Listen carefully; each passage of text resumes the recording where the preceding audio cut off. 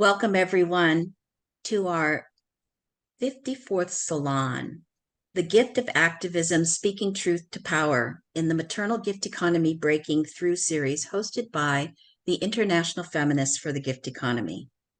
I'm Letecia, Layson, your moderator. I will start out by giving some short introductions and turn the mic over to Genevieve Vaughan, who will turn the mic over then to Jodie Evans and Nour, who will speak for the first hour. We'll take questions in the second hour. Genevieve Vaughan is an independent researcher who lives part-time in Italy and part-time in Texas. We've had the great gift of having Jen speak several times this year. Usually she's quite busy. She is the foremother of the maternal gift economy theory. Welcome, Jen. She's in Italy right now. Jodie Evans is a lifelong peace and social justice activist and co-founder of CODEPINK, Women for Peace. Jodie is with us today, calling in from China. Nour is CODEPINK's Palestine and Iran campaigner. She graduated from DePaul University with a bachelor's degree in international studies.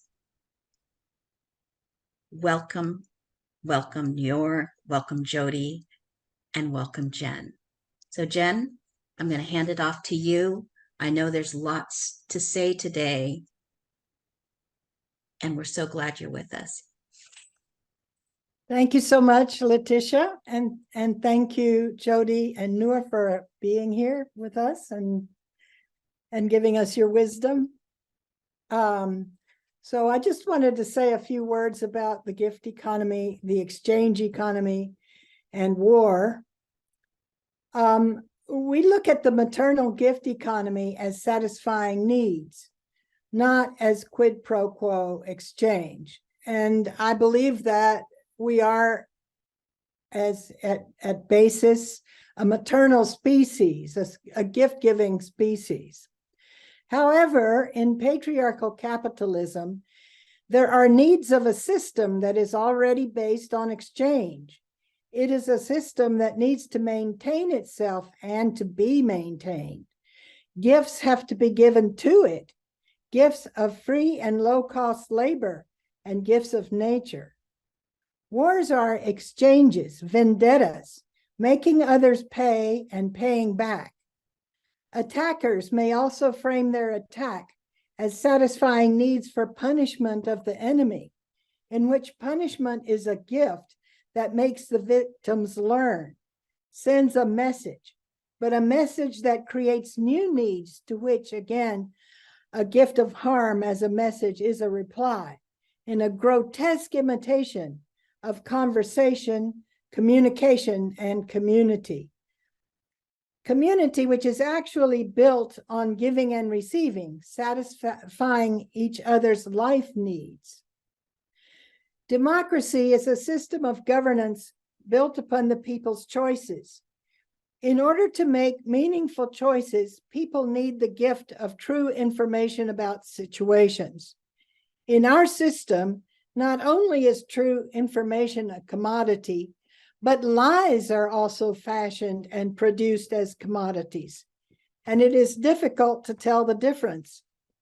People's needs for information and ways of receiving and understanding information are studied in academia, and ways of manipulating information also, and these ways are bought and sold as products. The news channels, which are also supported by advertising, are targeted to different parts of the population that already have different biases that have been influenced by loaded information in the past. Ideological filters keep true news from arriving in the mainstream. Democracy as the will of the people is not possible in this situation, or it would be possible only through the gift of the truth. But how to know and give this gift? We have to be visible and passionate, or at least emphatic, to break through the sheep-like calm of those who believe what they are told, including that they ought to suspect the shrill protesters. The problem is also that in a fast-moving society, calm reason can be easily ignored. Impulse buying, quick turnover of the merchandise is an important motor, and the effective lies are expensive, well-advertised, and acceptable merchandise. There is a created need for activism as speaking truth, because the commerce, the market, the social nexus of the society we live in is based on lies.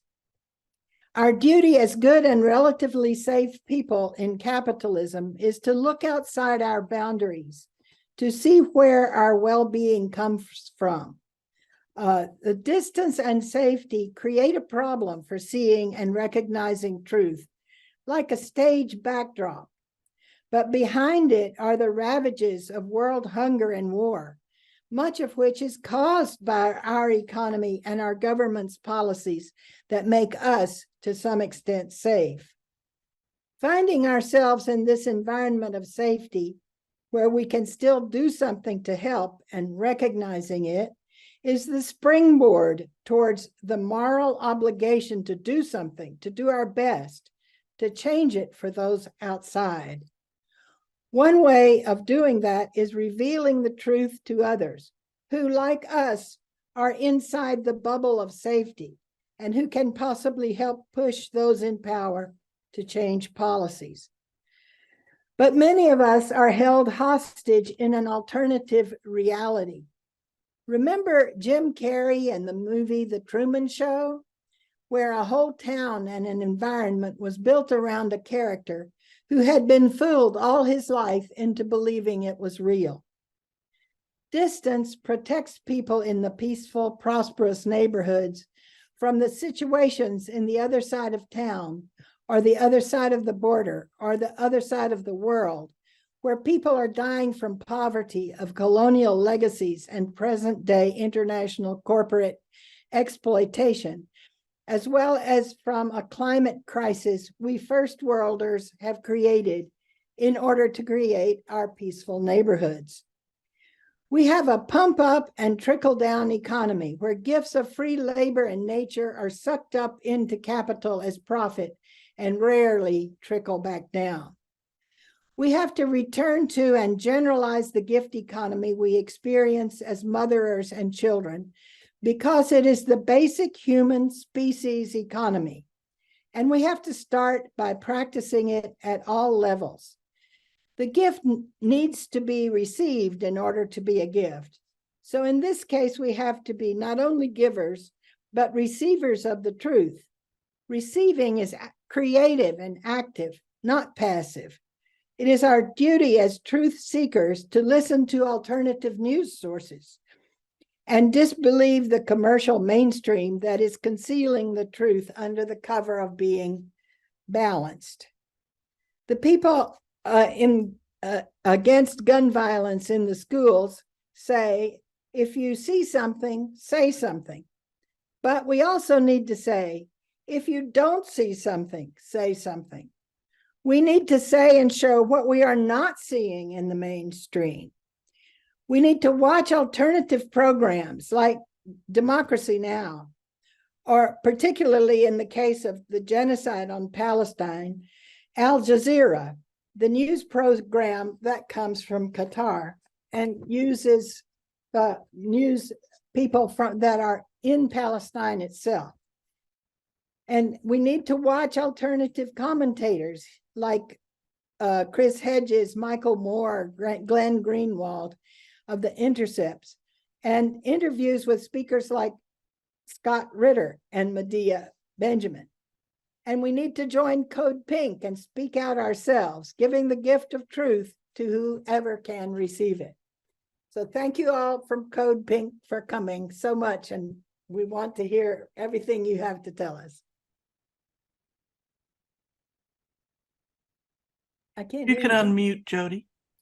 Unmute. Jen, I love you so much. That was beautiful and so true. So thank you always for your words and your leadership. And just to let everybody know, Jen's been part of CODEPINK since we started, and one of our lights. And we have a whole campaign called Cultivating a Local Peace Economy that flows out of Jen's wisdom. So thank you, Jen.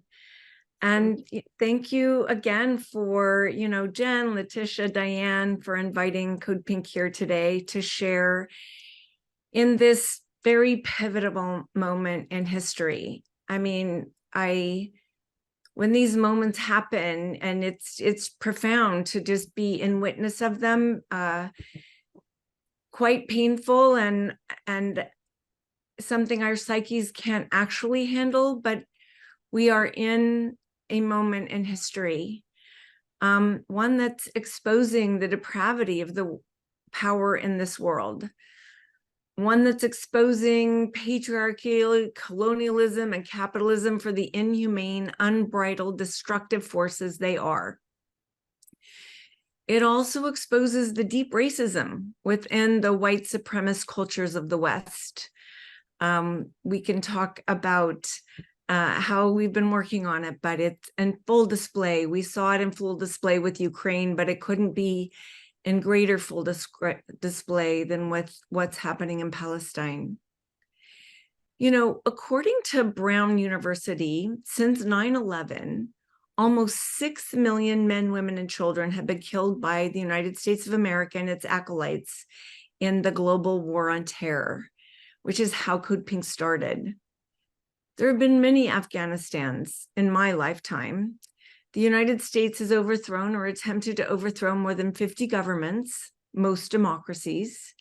It has interfered in democratic elections in 30 countries. It has dropped bombs on the people of 30 countries, most of them poor and defenseless. It has fought to suppress liberation movements in 20 countries, and it has attempted to murder countless leaders. Perhaps we should be saying enough. But as we watch this kind of final solution of Gaza broadcast live to millions, the small faces of victims etched in bombed rubble, how profane is that word, enough? So truth is treason in an empire of lies, one that is violent in ways we can't take in.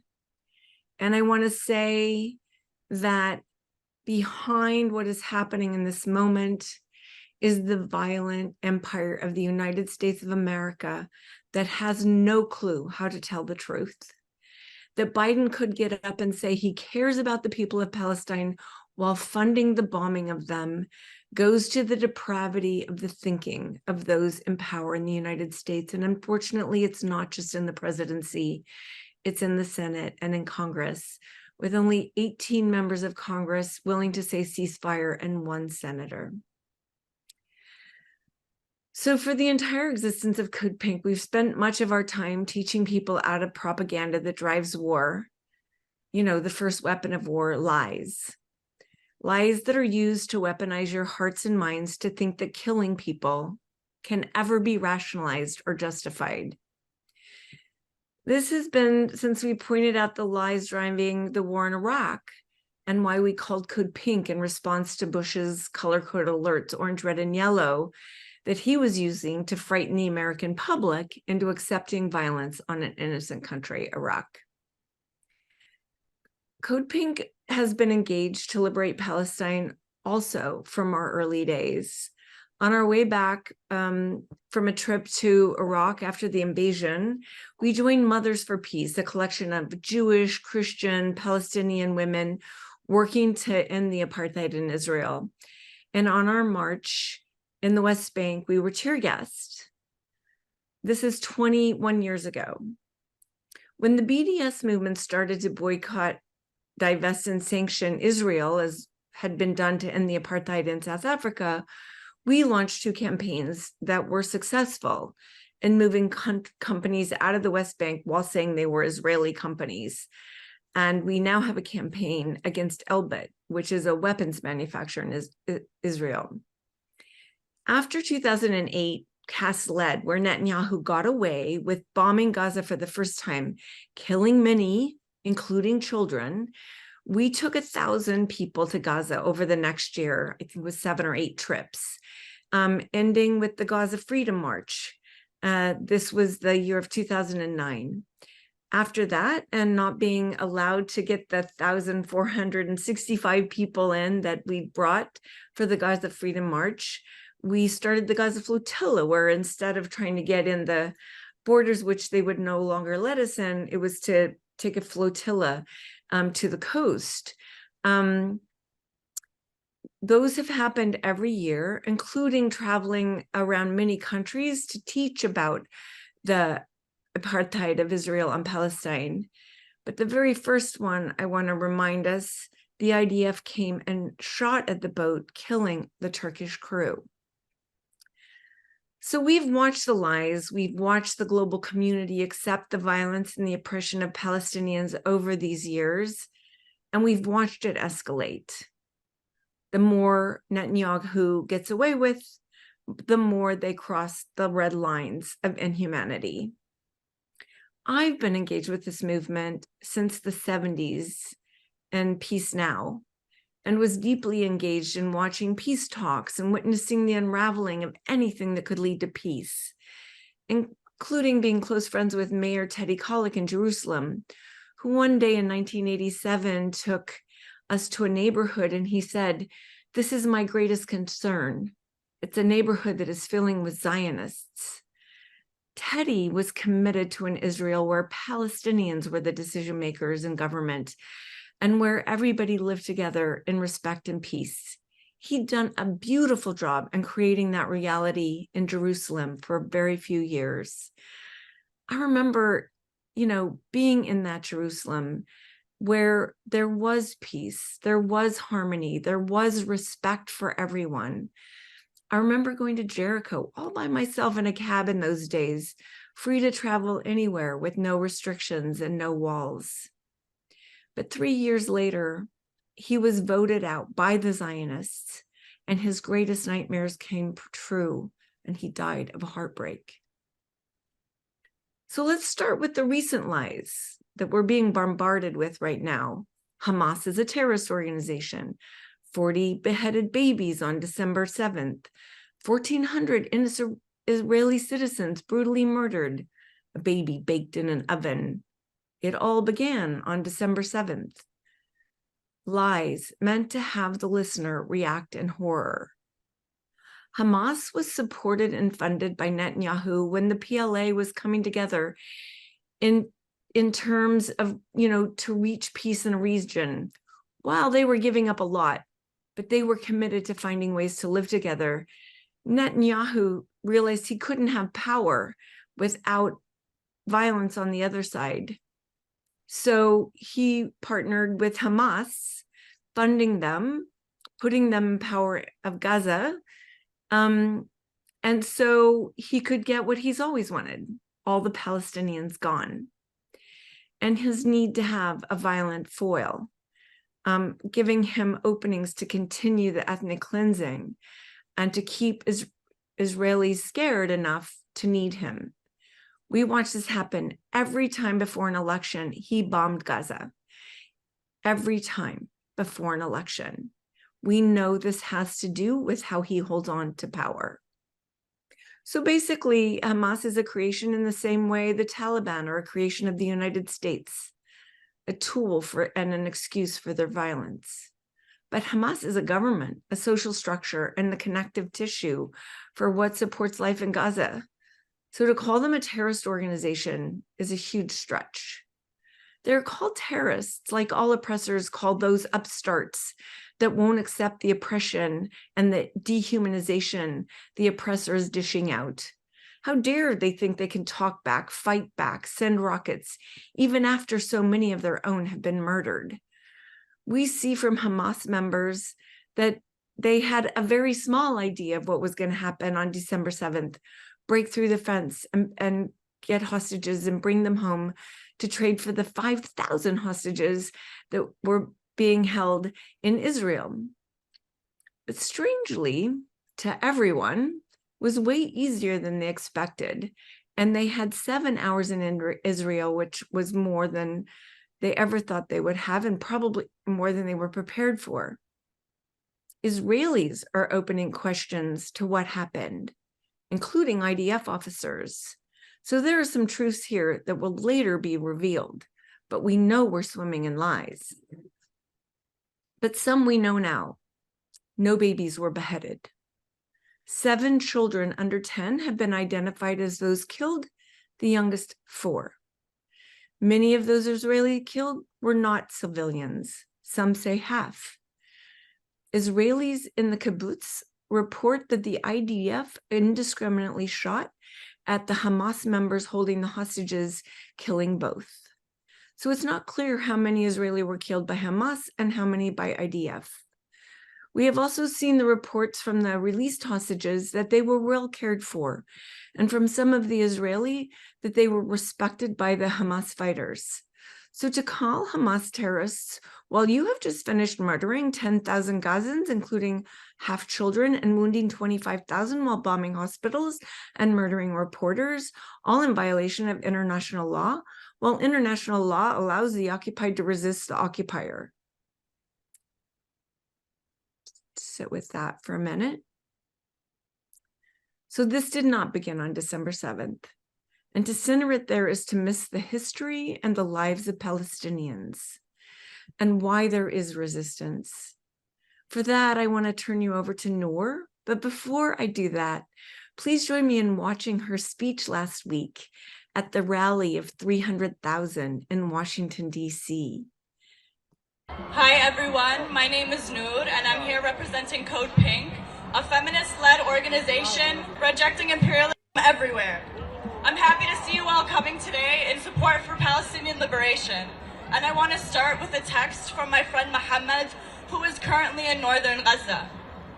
He says, "We are living in horror here. I'm sitting at home. I expect that at any moment missiles from Israeli occupation aircrafts will fall on us. I hear the sound of missiles coming from above our house." One of the most prominent questions we need to ask ourselves right now is why can we hear these words and these first-hand accounts from Gaza, yet the genocide still continues? Why do only 18 representatives and 1 senator support a ceasefire? And why is Biden insistent upon funding this genocide? The answer is simple. Palestinians have been stripped of their humanity to justify this genocide. CODEPINK, as a feminist organization, has seen for 20 years how Arab and Muslim women are used as political pawns by imperialists. But we see through their propaganda. Palestinian women are committed to life and dignity. They are not human shields. They are the vanguard for liberation. Don't be mistaken in thinking the IOF is strategically targeting Palestinian resistance fighters or that this is some sort of religious issue.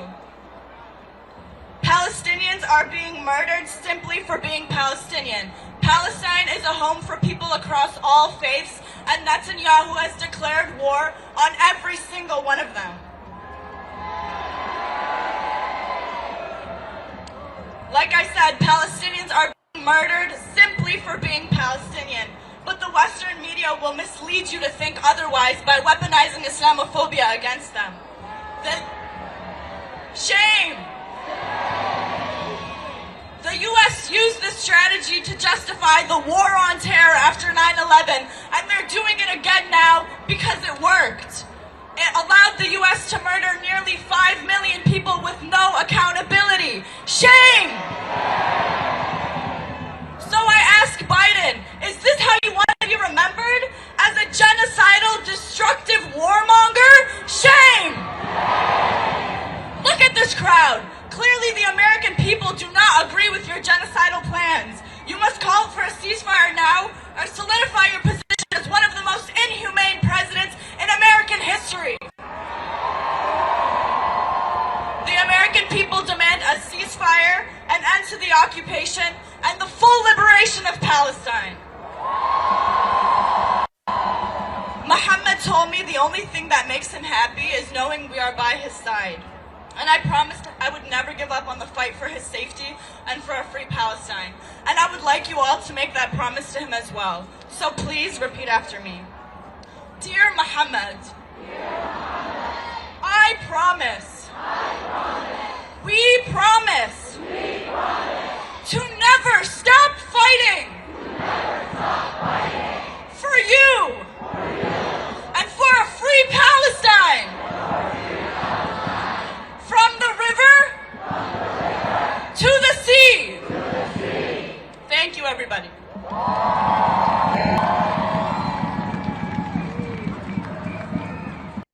And now we turn it over to Nour. Thanks, Nour.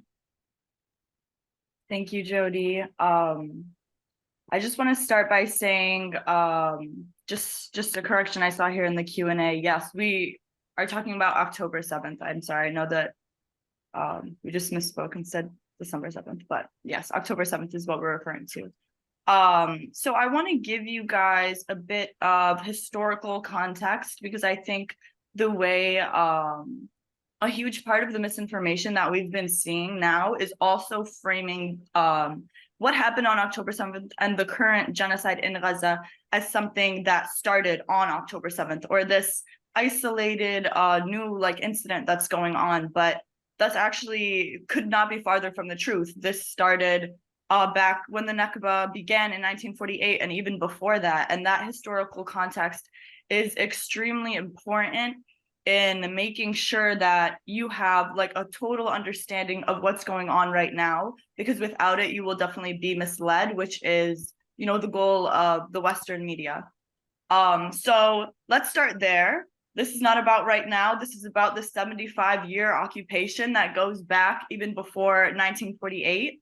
And when we're thinking about this and we're thinking about Zionism, it's very important that we put it in the context of a settler colonial project. So Zionism is a settler colonial project, and its roots extend beyond the Nakba. And since its inception, it's been built upon foundations of whiteness, anti-Arab racism, and anti-Semitism. So again, like I said, please continue to think about this within the structure of Zionism and settler colonialism, because this is a settler colonial project, and what's happening now are the inevitable outcomes and events of settler colonialism. So when we're talking about Israel and its inception and Zionism as a political movement, a really important figure for us to know is Theodor Herzl, who is known as the father of modern Zionism. So Theodor Herzl, in effect, invented Zionism as a true political movement and an international force. So who is he? Theodor Herzl is a French man who was fluent in German and French. He did not speak Hebrew or Yiddish, and he was secular. He actually adopted Zionism as a political movement in response to a wave of anti-Semitism that he saw across Europe. So Herzl, in witnessing this anti-Semitism, thought, wow, this is a great opportunity for me to fulfill my political agenda of, establishing a state, a Jewish state. And it's important to note that the fact that he was establishing a Jewish state was simply opportunistic. He saw the fact that the world was rallying against Jews, and he saw that the people in power were huge anti-Semites, and he thought, okay, I can weaponize this in order to justify settler colonialism and, establishing a Jewish homeland. So, like I said, secular, he adopted Zionism later in his life. He knew that that the powers that be wanted Jews out of their countries. And he even said himself, and I quote, "The anti-Semites will become our most loyal friends. The anti-Semites nations will become our allies." And actually, this was true. So Arthur Balfour, he is the former Prime Minister of the UK. And he wrote the Balfour Declaration on November 2nd, 1917, while serving as the Foreign Secretary. He was a huge anti-Semite. Please look up Arthur Balfour and look up the comments that he's made in Parliament. I have a lot to go through, so I can't tell you every single thing, but the man did not like Jews, which was a very huge motivator for him supporting a country for Jews. So this was a very reactionary response to anti-Semitism, and it wasn't one that actually offered justice to Jewish people. So back on the Balfour Declaration. So Arthur Balfour writes in 1917, while there's the British occupation of Palestine during this time, Palestine, yes, has been colonized many times. It's an amazing country. It's sought after, but people keep trying to take it in the worst ways. So Arthur Balfour writes basically one paragraph that says, yeah, the Jews can make a homeland in Palestine. And I'd like you to note that he called it Palestine. So yes, it was a country that existed.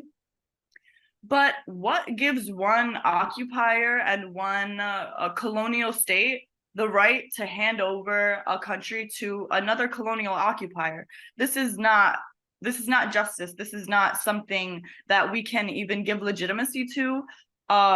Some people like to point to like the legalities of like the occupation and to say that, well, the British allowed this and this, but I reject that, and Palestinians and our allies across the world reject that notion. There is no right of one colonizer to validate another colonial project. It's just not how it works. But not only did Theodore Herzl and the other supporters of Zionism as a political movement weaponize anti-Semitism to create the state of Israel, they also weaponized anti-Arab racism as well. So actually, in picking Palestine specifically as the homeland that they were going to target for their settler colonial project, they knew like that this was a very strategic location geographically because of Palestine's proximity to Europe and to Africa and to Asia. So Theodore Herzl actually said about Palestine, we can be the vanguard of culture against barbarianism.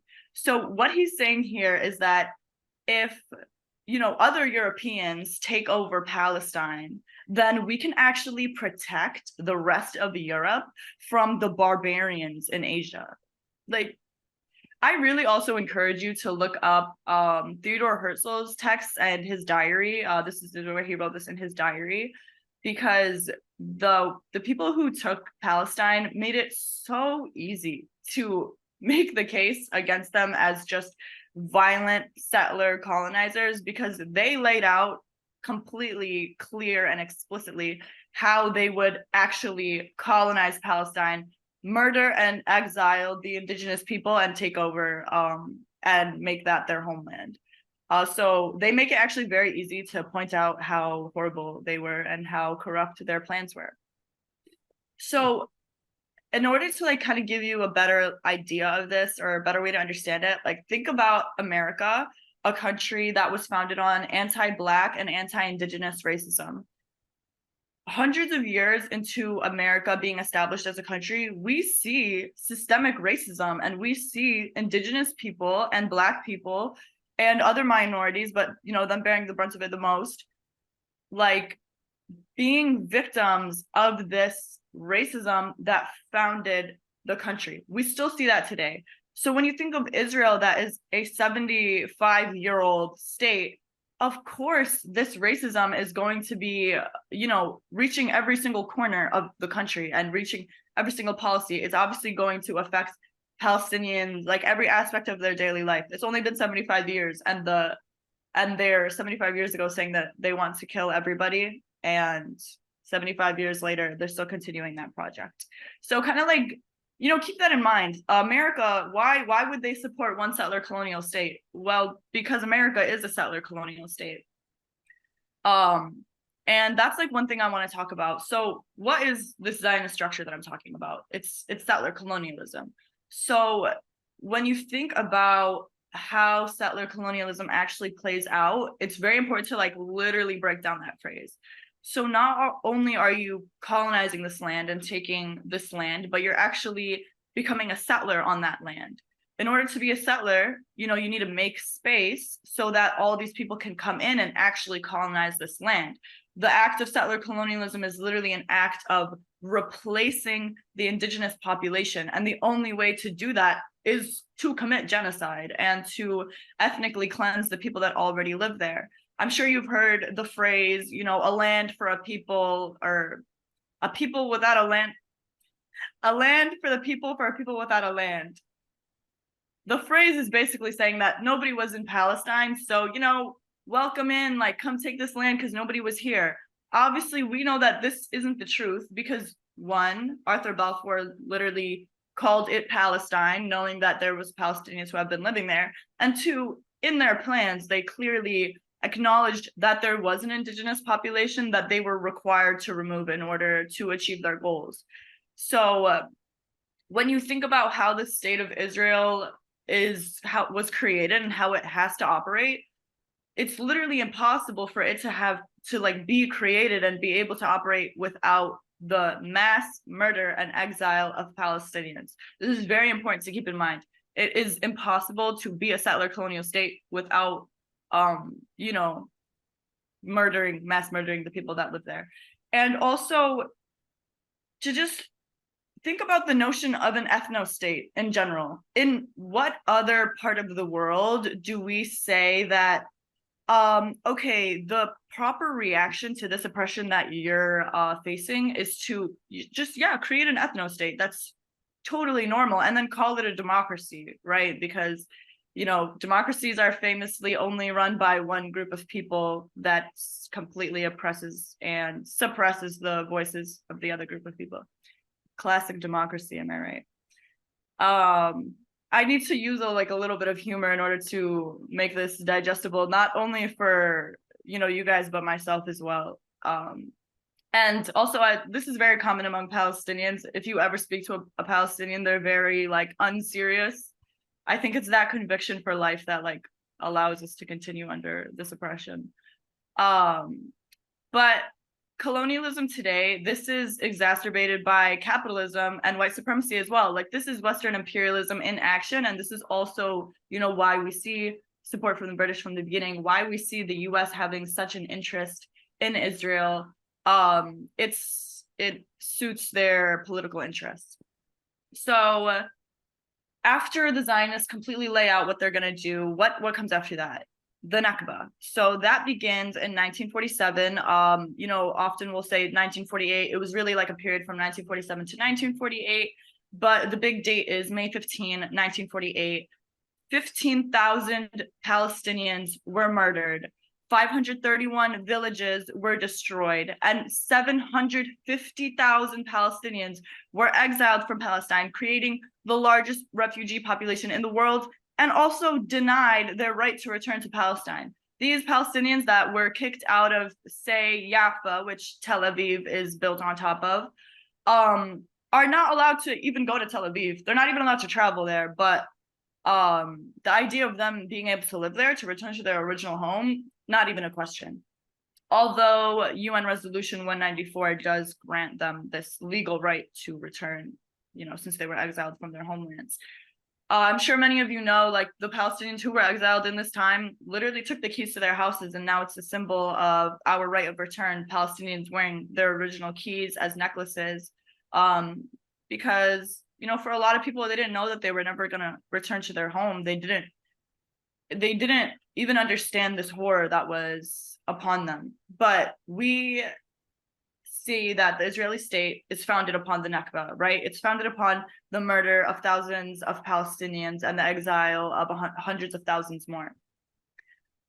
It is very, very, very important to note that the legacy of the Nakba is ever present. It's inextricable from the occupation of Palestine today. The Nakba is not some single event that started and ended in 1948. Rather, it's part of the Zionist settler colonial project, and it's part of that structure that continues to today, and its goals continue to be fulfilled to today. Also, this day, May 15, 1948, is known as Israeli Independence Day, which is interesting because I think in order to gain your independence, you have to be the oppressed group of people. I think it's more of a de-independence day where you stripped an entire group of people from their rights to live and then put them under occupation. So that's like the gist of the Nakba that started in 1948. So in the meantime, you know, from 1948 till October 7th till today, what has been happening? Well, it's been life under occupation. So when Israel took over, they pushed a bunch of Palestinians out of where they were originally living. And this didn't just happen once. Like I said, there was plenty of like mass murders of Palestinians and pushing them out of their lands. And also in 1967, when Israel also annexed the Sinai Peninsula and the Golan Heights, which they still occupy till today, the Golan Heights in Syria. So Israel doesn't just rain its terror on Palestinians, it's also, you know, all of the countries surrounding it, all of the countries in the region. So life under occupation, let's talk about that. So let's, for a second, not even talk about Gaza. Let's talk about the West Bank, where Hamas is not even a thing. Like, let's talk about the West Bank, which is under the rule of the Palestinian Authority, which colludes with Israel. And also when I say under like the power of the Palestinian Authority, let's take that with a grain of salt, because they are still very much living under occupation with checkpoints, with Israel controlling their, you know, their movement, their water, their imports, their exports. Saying that there's any type of Palestinian like government and authority is very, very generous, because that's just, there's a power above that, which is Israeli occupation. All right, let's talk about restriction of movement. This is probably the biggest way that Israel oppresses Palestinians. There are over 500 military checkpoints across Palestine, restricting Palestinians from moving where they want to go within their homeland. And Palestinians in the West Bank, like for example, can't like leave the West Bank without approval from Israel. So like in order for a Palestinian in the West Bank, like my family, for example, is from the West Bank. If they wanted to go to Jerusalem, the holy capital of their country, which many people are told, you know, that they have a right to go to, this is a holy land, like people should have access to this, right? Well, not if you're Palestinian living in the same country as Jerusalem. They actually need to have a permit to go to Jerusalem, right? So say they actually do get a permit, which is very hard to actually get approved for. If their car doesn't have the right permit to go into Jerusalem, they can't even go there. Like there's so many levels of restriction that it's like, if sure you have a permit to go, you can't actually go there because like you can't go by car. And Palestinians have like different IDs too. So if you're a Palestinian living in the West Bank, you have a different ID than a Palestinian, or not even a Palestinian, you have a different ID than Israelis. You have a different ID than Palestinian citizens who live in Israel, or sorry, Israeli citizens who are Palestinian. And even those Palestinians that are Israeli citizens have a different ID than other Israelis. So this like discrimination, this like second class status is clear as day, and it has been going on for 75 years. Also, Palestinians have different license plates. So as like a Palestinian living in Palestine, there is so much surveillance, so much restriction, so little freedom. Palestinians have literally no idea what freedom is.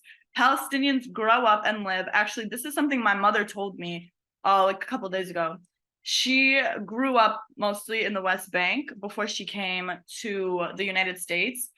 And she said, you know, like you really grow up thinking it's normal to not be able to like travel like 20 miles. Like you really think it's normal to like have all of your bags, all of your person searched when you're trying to go to the doctor in Jerusalem, for example. So Palestinians don't know freedom. They've never had freedom. Their children are born not knowing freedom. And that is just what they pray for every day. They pray that themselves, or if not themselves, their children will have an opportunity to live a life of some form of freedom. But, you know, to no avail so far. But freedom is the truth, and the truth is inevitable. So Palestine will be free. But let's talk about political prisoners really quick. So as Jodie mentioned, Palestinians, when they took hostages, for example, on October 7th, they were doing so to use them to exchange for Palestinian hostages that were being held by Israel. Before October 7th, 5,000 Palestinian political prisoners were being held by Israel. And over 1,000 of those political prisoners were being held in something called administrative detention, which means that they are being held for an indefinite amount of time, meaning they don't know how long their sentence is. They don't know their charge. Their lawyer does not know their charge. They never were told why they were being detained in the first place, yet they're being detained, right? And this is illegal under international law, of course, but Israel breaks every international law. So how does one even become detained by Israel? Oftentimes, and most of the time, the IOF will simply break into somebody's home in the middle of the night, not give them any type of explanation, rain terror on their family. It doesn't matter if there's children there, it doesn't matter if there's elderly there. They'll come in with guns, of course. All the men have to be pushed to the wall, guns pointed at them. And then the person who's going to be taken as a political prisoner gets a bag put over their head. They don't know where they're going. They get put in a cart, essentially kidnapped, right? I mean, if we just remove the words IOF and Palestinian, we would just simply say that this is somebody being kidnapped, right? And then they're just held for an indefinite amount of time. I actually was in Palestine recently, and I talked to somebody who was an ex-political prisoner, and he said that he was held in administrative detention for 6 months at a time. So he would be held in solitary confinement for 6 months. The 6 months come, they tell him, okay, you're going to be held for another 6 months. He stays the 6 months. They tell him another 6 months, not even knowing how long 6 months is going to be. By the way, they have no way of keeping the time, keeping the date, none of this. So they're just being held. Like, this is psychological torture, and this is the reality for Palestinians. Don't think that there's just like some group of Palestinians. Every Palestinian has either been or knows somebody who has been a political prisoner. Even myself, I know my own family in Palestine that have been political prisoners. So before October 7th, the number is 5,000 something, right? Also hundreds of them children. Since October 7th, this number has doubled. We have over 10,000 Palestinian political prisoners. Where are they being taken from? The West Bank. The West Bank that has no Hamas, the West Bank that is not by under like Israel's strategic targeting of Hamas or like some sort of military fighters. So like, please, like, have it ingrained in your mind that this is not like some sort of strategic like attack. This is, as explicitly said by Israeli officials themselves, an event to cause as much destruction as possible, as much horror as possible, to do what? To collectively punish Palestinians and to keep them down and to keep telling them, if you resist, this is what's going to happen, not only to you, but to your family, to everyone you love, to everybody you grew up around. Your entire country now is going to be punished because of any act of resistance.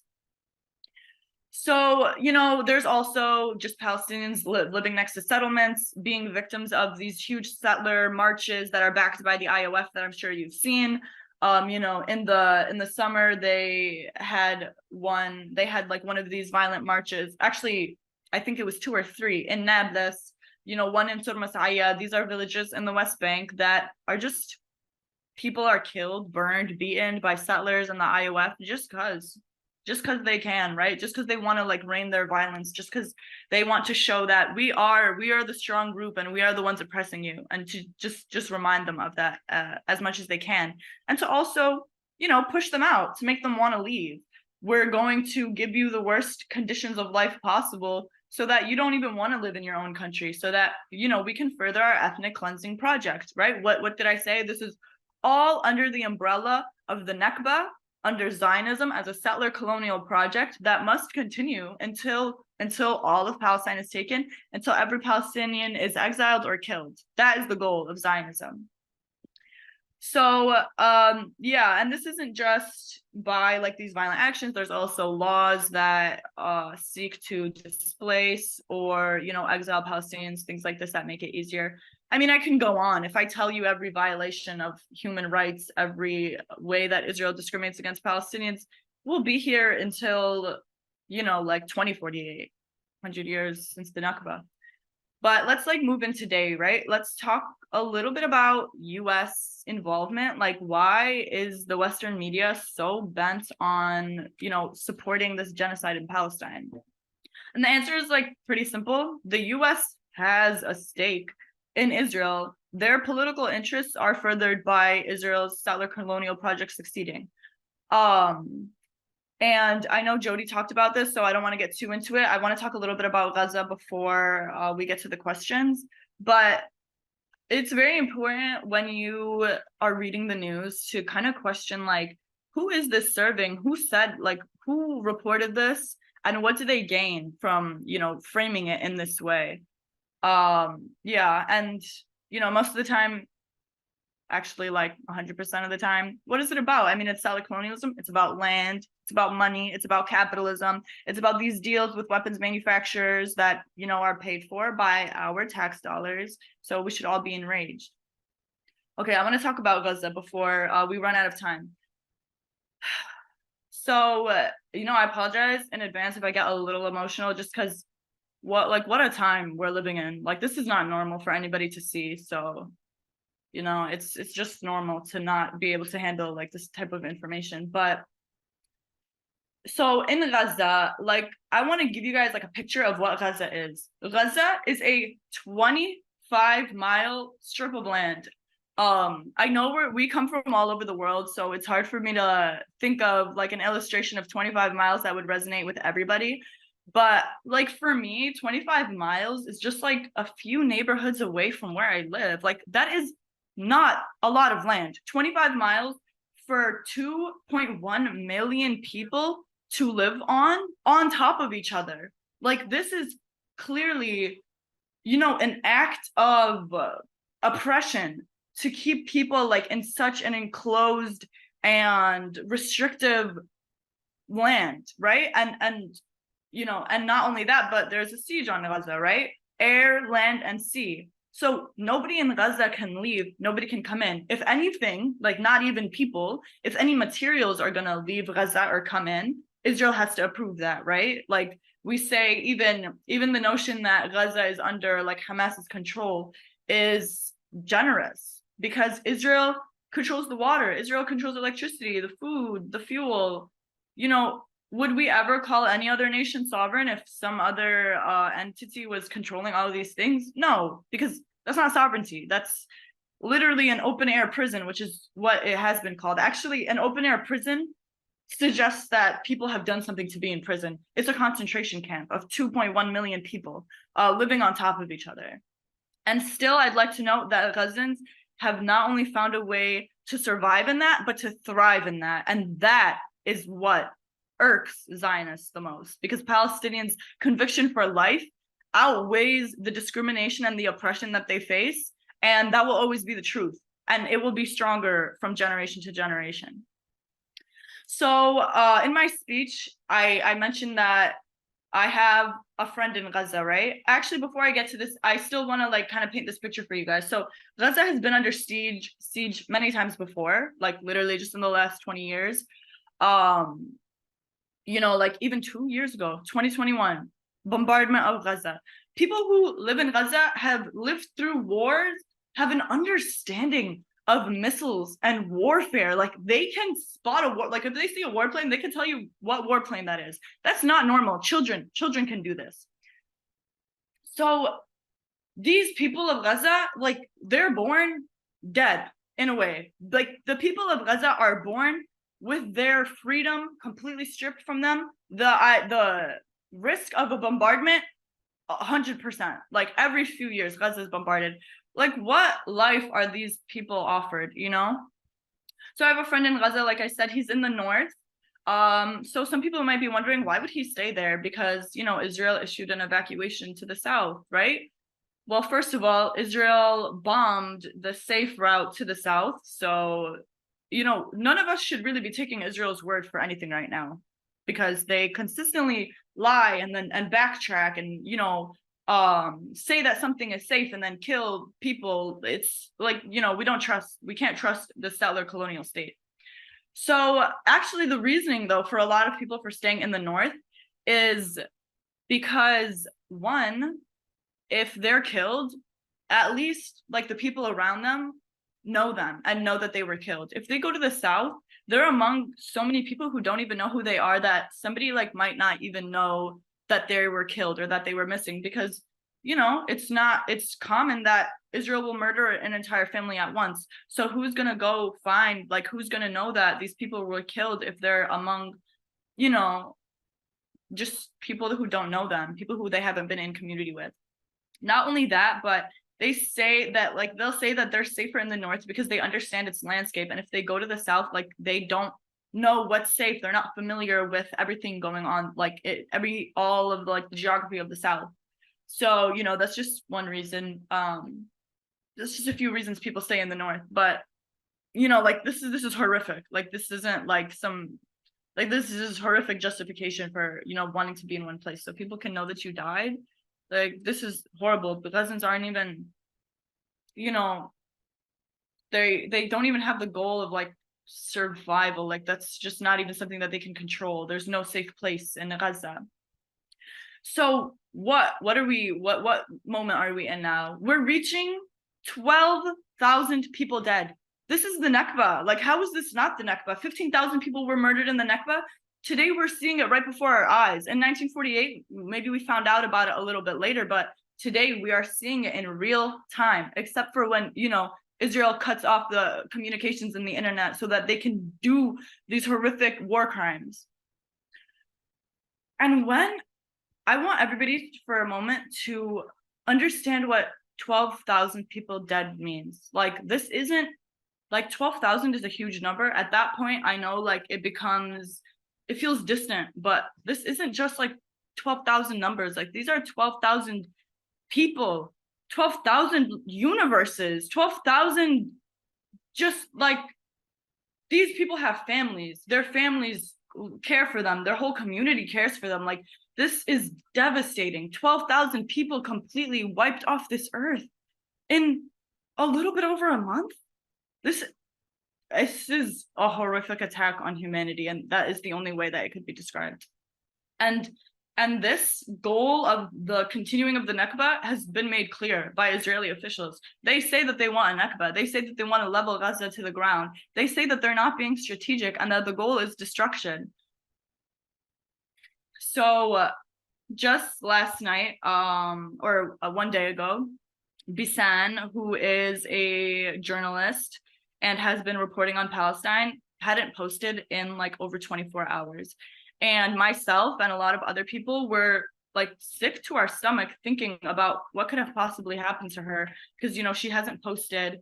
The situation is horrible.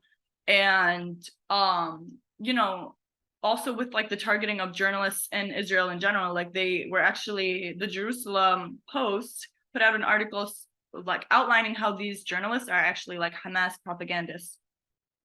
They would have to set up so many like stages and scenes in order for this propaganda to actually be true. How can you call it propaganda when you're just recording the horror that you're in and just simply saying what it is, just simply saying what the reality is?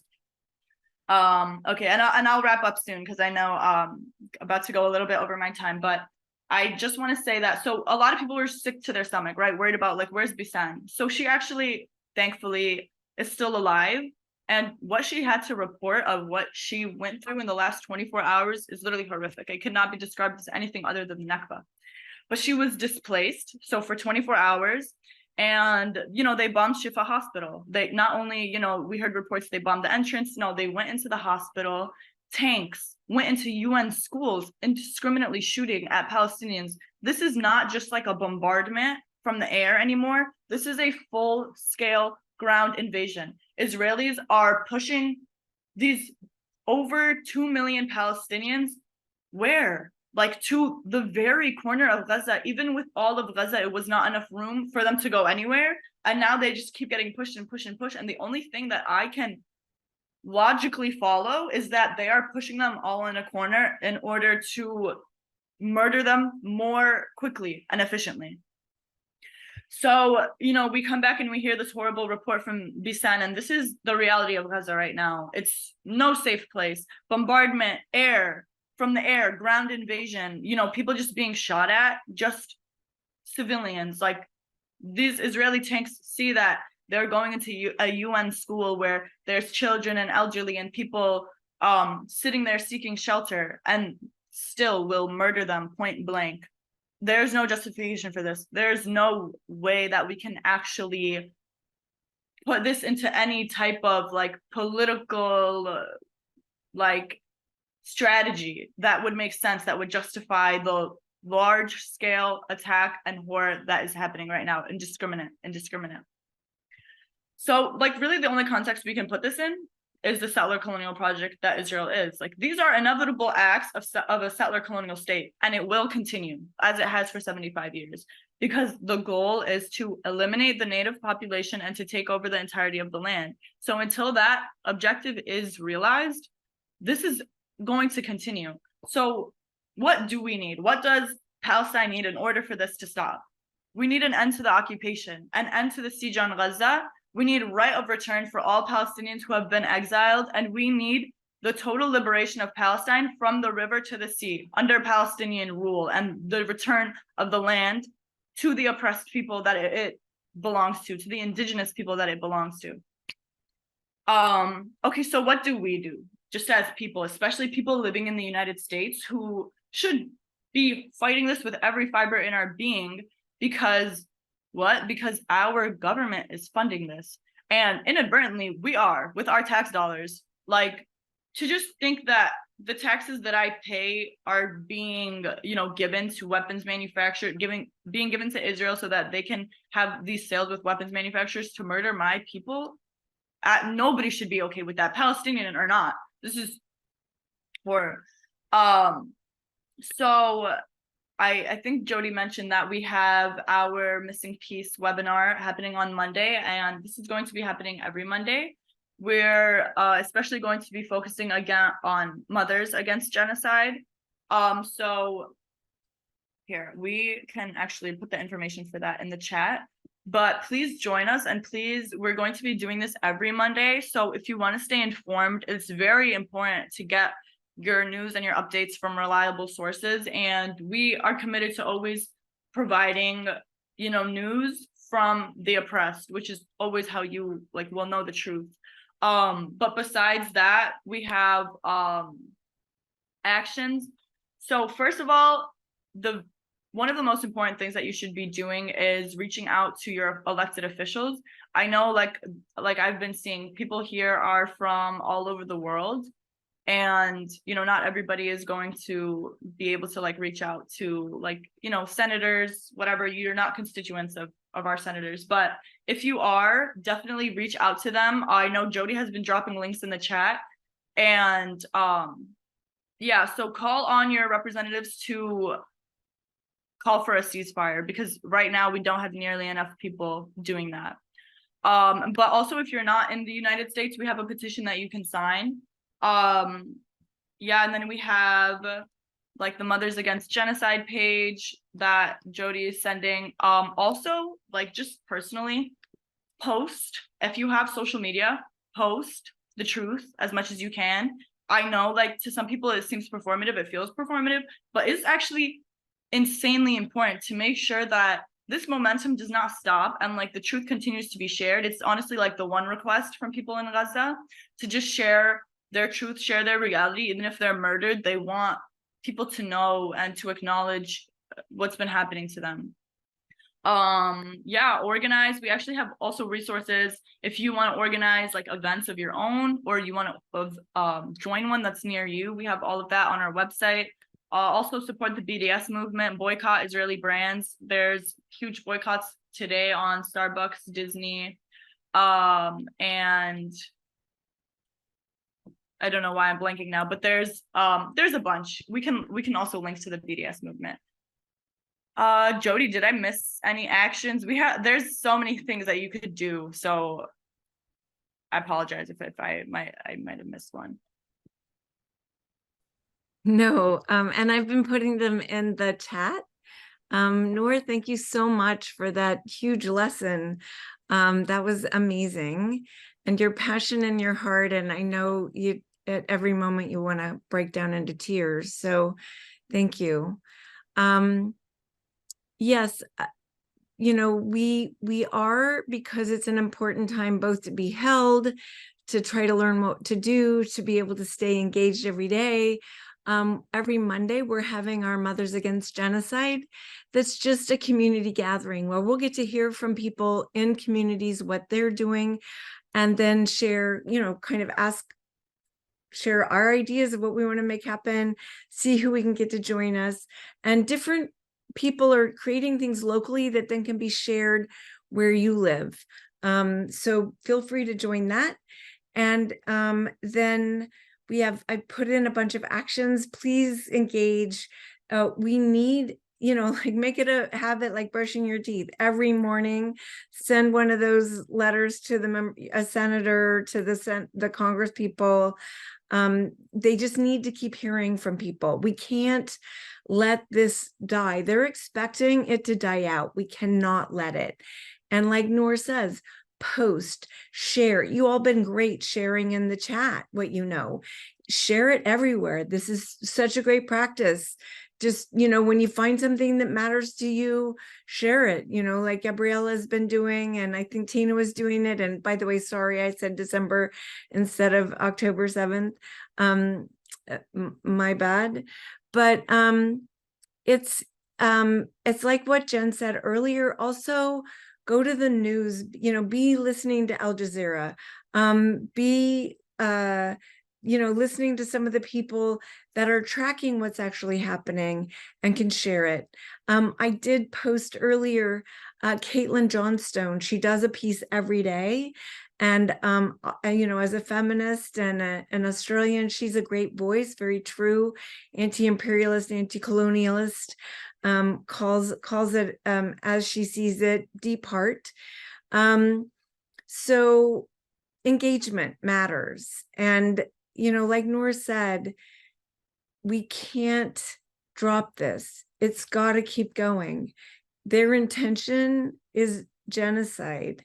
And we have to continue being appalled, and in response to being appalled, in response to our hearts breaking, in response to the unfathomable, what matters is that we don't be silent. And we know this from history. We know what happens when people are silent. And that's just what we can't be, is silent. And so there's lots of tools on the CODEPINK website. I think I posted, when you see the link that goes to Palestine, it's got our FAQs, and we always have our actions there. So you can just keep that bookmarked. And then the missing piece is every Monday. So once you sign up, you'll be invited to the ones that are happening every Monday. The other actions are the Indefensible and Disarm Israel that you can take every day to be sending messages to Congress.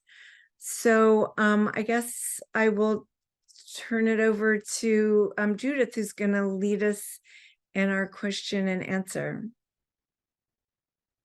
Jodie, did you want to have that film? Oh, yes. I thought just before we started question and answer, we could see Danica, our co-director of CODEPINK, disrupting Biden on Thursday near Chicago. President Biden, you need to call for a ceasefire in Gaza. 10,000 Palestinians killed in 1 month. This ain't the time for that. This ain't the time. Genocide happening in Gaza. Israel has ordered an evacuation of 1 million Palestinians south of Gaza. Where are they supposed to go? They're in the largest open-air prison in the world. President Biden, you need to call for a ceasefire.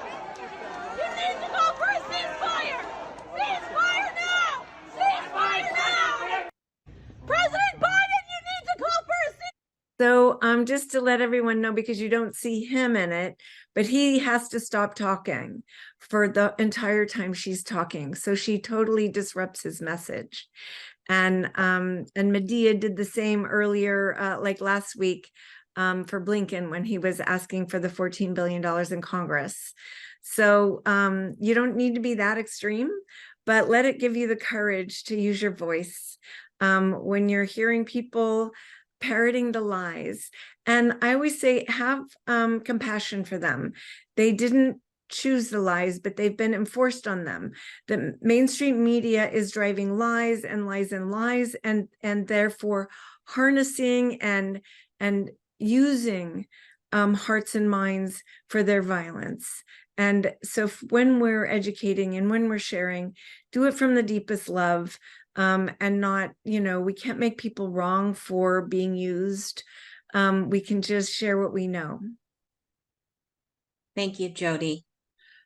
Before I turn it over to Judith for our first question, I wanted to check in with Jen to see if you had any questions or thoughts that you might want to share with Jodie and Nour before we actually open it up. And you can say not now. I thought I'd give you that opportunity. Well, I was just wondering if the Mothers Against Genocide could have chapters in other countries so that there could be an international movement that way. Yeah. It already is international, Jen. So yeah. And Mothers Against Genocide, I'll post the page in a minute. It's a way, what we saw is that mothers have a powerful voice right now as we're watching children be murdered. This is a horror that is unspeakable. And so it was really for us to call on the mothers and for them to come up with ways to be engaged, because their voice is really powerful right now. And different mothers are doing different things in different places. But yes, it is international.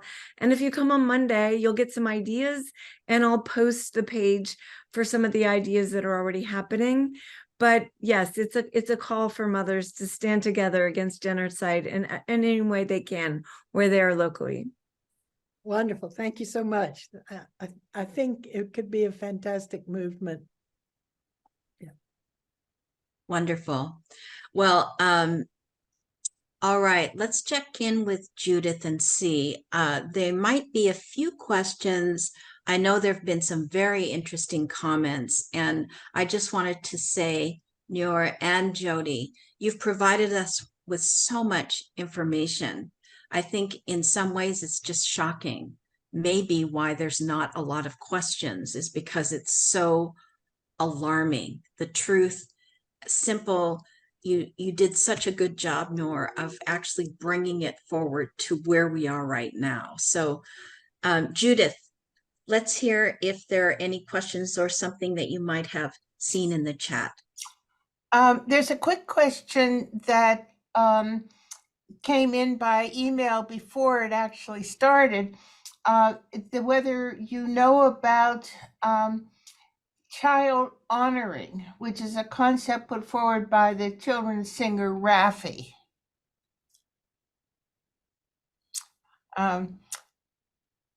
Anyhow, is the concept of child honoring? It's or if the person who asked that question is here, can you say more about it in the chat, and then we can ask the question in more detail? Yeah, I would love to hear more about that. I personally am not familiar with that. Yeah. Okay.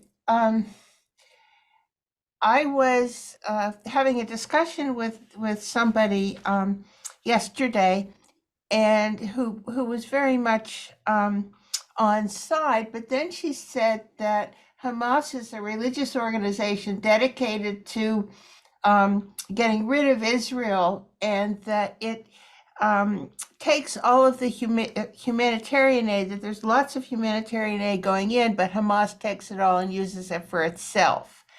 How should I have answered her? So I think like how I would start is to just kind of question this concept of like Hamas is like a religious organization. So how did that come to be in the first place? Because I think this idea of like this Islamic organization is used as like one of the cruxes as to why like Islamophobia is being able to be used to justify this genocide. So the state of Israel like establishes itself as an ethno-state, a Jewish ethno-state, right? So if it wasn't for this occupation and this like establishment of a Jewish ethno-state as an oppressor, the result would not be an Islamic or a religious resistance, right? Like to just like kind of make that clear, the reason why like a religious or an organization connected to Islam would come out in response to this oppression is because of the way this oppression was framed. So I think like always like kind of going back and questioning like, well, why are things talked about in this way? Why are things framed this way? Also, okay, so then like there's the idea of like they're taking like all this humanitarian aid, right? First of all, this is almost kind of like not possible. The way things are able to like move into Gaza is completely controlled by Israel, right? And when things are like moving through Gaza, Israel knows like exactly what these like humanitarian aid trucks are and exactly where they're going. So like say a truck of like flour, like that one truck of flour that was able to be like delivered to the bakeries. These like that truck can't even go just anywhere, right? So recently I met with an UNRWA official, like the UN branch for Palestinian refugees, and he came back from Gaza like a couple of weeks ago, and I talked to him like a few days after he came back, and he was talking about how like these trucks, like they can't even like just go anywhere. Like it is very specific. Like if there's a truck of flour, if it's going to like bakeries, it's not just like going like to the bakeries. It's going to a specific named bakery and it's tracked and it literally like needs to come like and like follow that route. And if it like is like if it goes off track or like if it is like not going where Israel like wants it to go, they will respond, like they will attack, even when they are going on the tracks that they're supposed to be going on, right? Like they're attacked. We know like after that flour was delivered to the bakery, what happened to the bakery? It was bombed by Israel. So like this notion that like Hamas is like coming in and like they're taking like all this humanitarian aid, they're using it for themselves.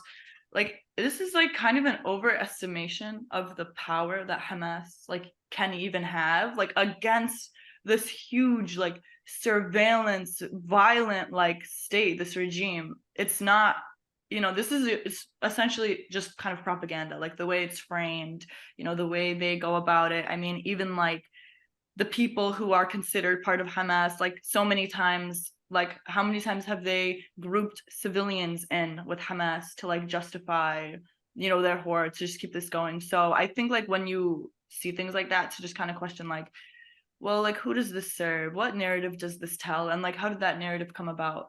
So yeah, like a lot of times just the root of that narrative is, it goes back to like 1948, it goes back to the occupation, it goes back to why things are framed the way that they are. Yeah, that's all I have to say about that. Thanks, Nour. Yeah, I just want to add that the name calling, you know, this way that I said earlier, where how can they say something that's going to make you feel afraid or in judgment and take you out of, it's also made super simple instead of the complexities. So where is that, you know, where in it does it describe how Hamas was created and how, you know, what it's like to be oppressed and to try to find some agency inside of oppression to build all those tunnels. So it's like, well, that's taking away from the people in Gaza. But instead, you know, those tunnels are used to bring the cement in that actually builds the buildings. So it totally distorts the whole thing, because Israel won't even let cement in. I did a protest at the Israel border of all the crazy things on the list that are not allowed to go into Gaza. Those tunnels are used to bring real things into Gaza that need to be used for Gazans to live. So it's complicated. And it's complicated by not understanding and not letting be centered that this is an occupation, that this is a dehumanization of people.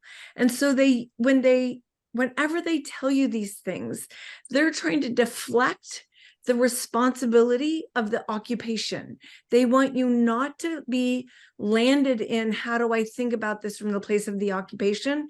They're trying to deflect you away from what the only thing that is true here. The root of the problem is both the occupation and the propaganda that it smothers it, and tries to be the fog over it so that you don't actually be in relationship with what this is. And so all the stories we hear that I tried to talk about earlier, there are all these deflections from what is true.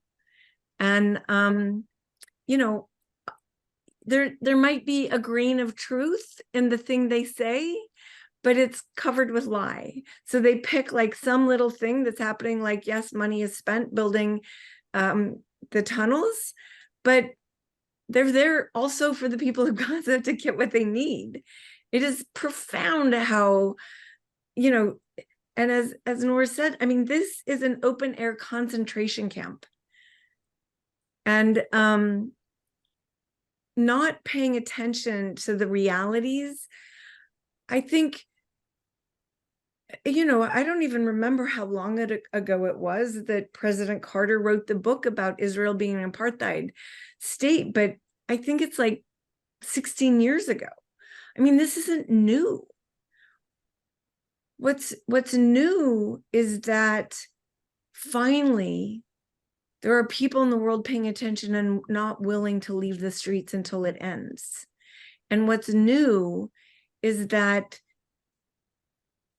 Netanyahu has gone beyond the violence that has been daily, the violence that has been horrific, and taken it to a whole new level. And, you know, this is with I think the United States taxpayer has invested something like $250 billion in the militarization of Israel. I mean, the other thing let's look at is Israel is, you know, one of the most militarized countries, thanks to the United States. And Hamas isn't an army. It doesn't have an airplane. It doesn't have a tank.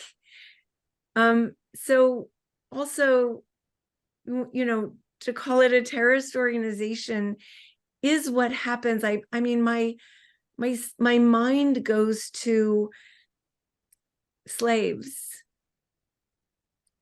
that were so dehumanized that some of them would just, you know, pick up a gun and kill everyone they could and then be killed because the oppression would finally get to them. But the oppressor always gets to tell the story and has the weapons that are that dehumanizing violence that is unspeakable.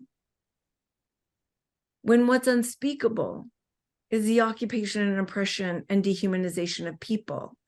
And by not stopping that, then we witness this. And there were many opportunities over the last 75 years for the people of the world to say no. And I want to say many people took that opportunity, including every country at the UN every year, I think it is for 30 years, who voted that this was an apartheid and it should end. But where are the teeth of justice in the world we live in right now, where the head of the ICC, which is the campaign we're going to launch next week, is not even putting Netanyahu up for war crimes, when what he has done is far worse than what Putin, you know, did to Ukraine and has already been war crimes filed against him. Just, you know, Save the Children said that more children have been killed in Palestine than in every skirmish and war that is going on the planet in the last 4 years. More children have died in Palestine. Wow.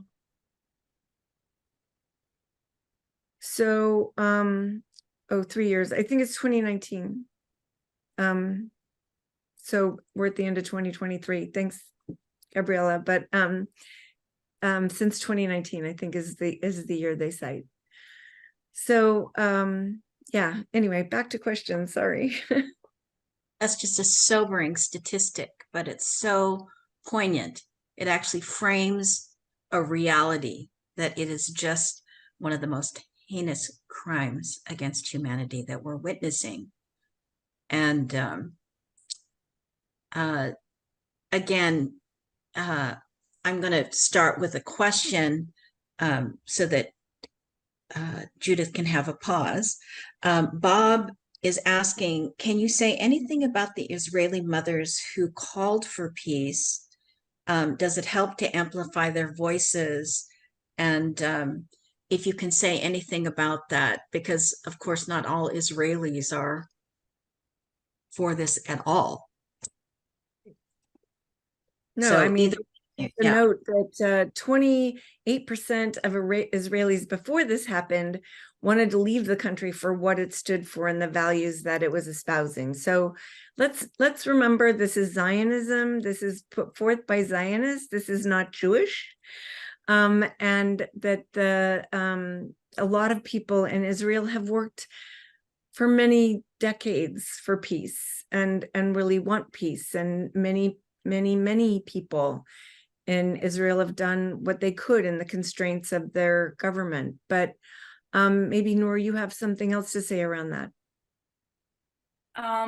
No, I was just gonna maybe add that there the people, especially the family members of those who have been taken captive by Hamas are calling, they're saying release all Palestinian political prisoners for our captives. So I think it's important to note here how the Israeli government doesn't even seek to fulfill the mission that it puts forth, this mission that they're for the safety of their people, that they're for creating even a safe homeland for Jewish people, because clearly that's not their goal. If that was the case, then they would listen to the hostages themselves and their families begging for Palestinians to be released so that their people can get some sort of relief from what's being held hostage since October 7th. Does it help to amplify their voices? Yeah, I think it helps to amplify anybody who is seeking to end the occupation, to end this current bombardment on Gaza and the siege on Gaza in general.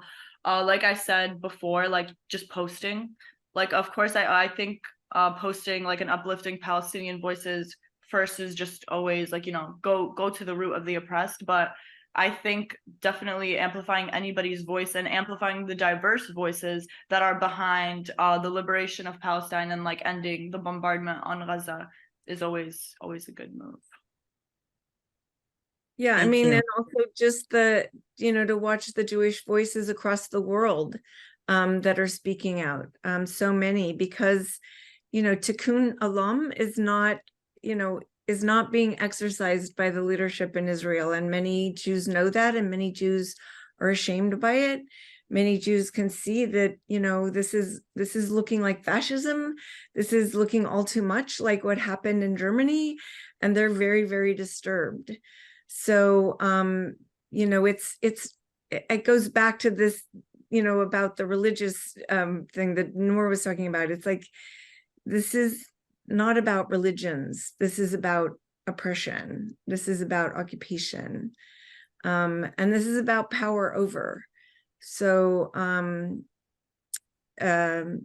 we have to be able to see the whole picture and understand it from its roots. And thank you for those roots, Nour. Thank you. Judith, do you have a another question for Jodie and Nour. Maria asks, what do you know about the artificial canal Ben Gurion and its connection to the military base being funded by the Pentagon to be built behind Gaza in the hill off Mount Har Karen? Have you heard about a canal that's being built as an alternative to so that they don't have to use the Suez Canal? Yeah, and I think like this is a great example of what happens when settler colonialism like comes to fruition, right?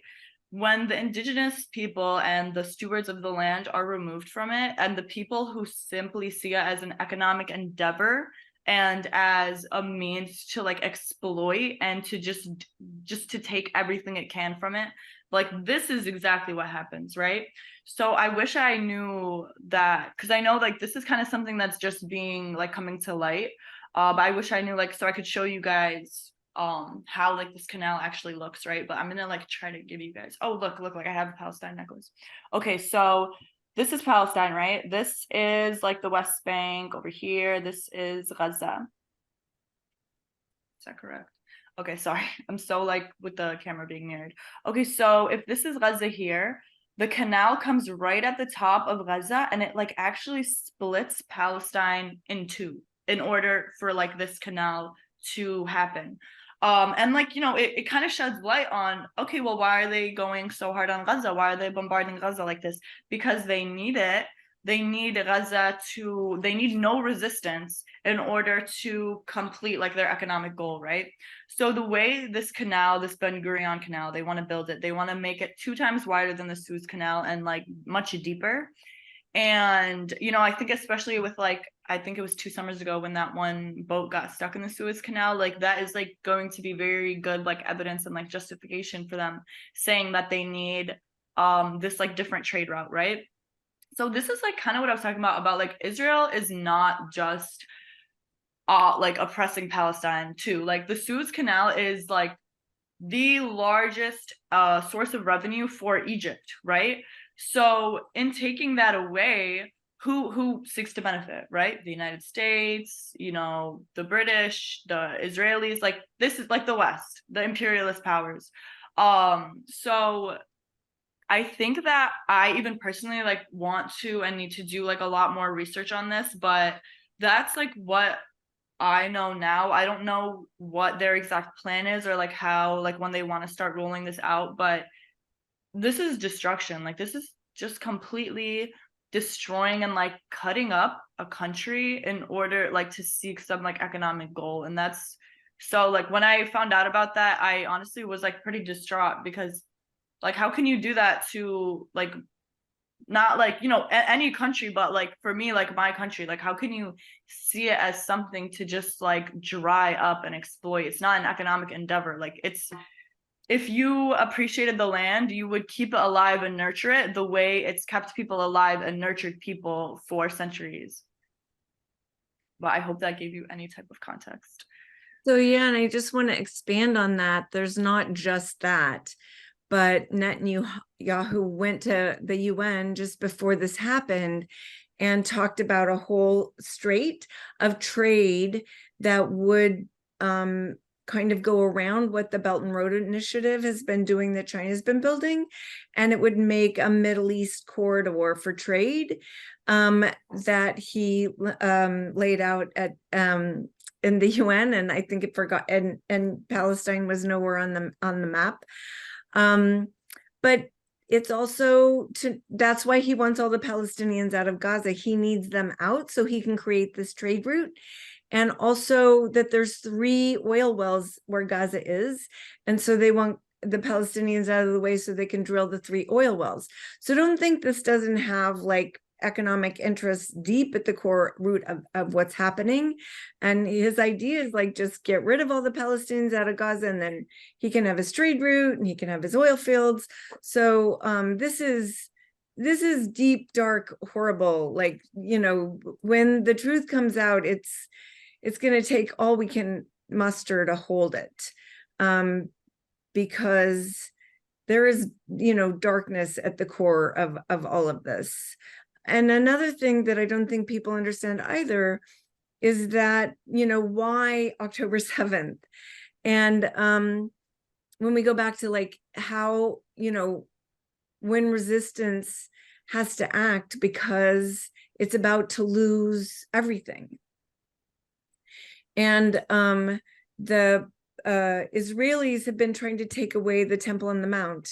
And maybe, Nour, you can explain this better than me, but there's something that has to do with a red cow, and that they were bringing them over from America, and the settlers had been more aggressive and more aggressive and more aggressive at, that the reason they picked this day was that it was getting very close to a disruption that could undermine them even having a hold on the Temple on the Mount. So there's like a lot of things I don't think we know, that, always with war, you learn the truth years later.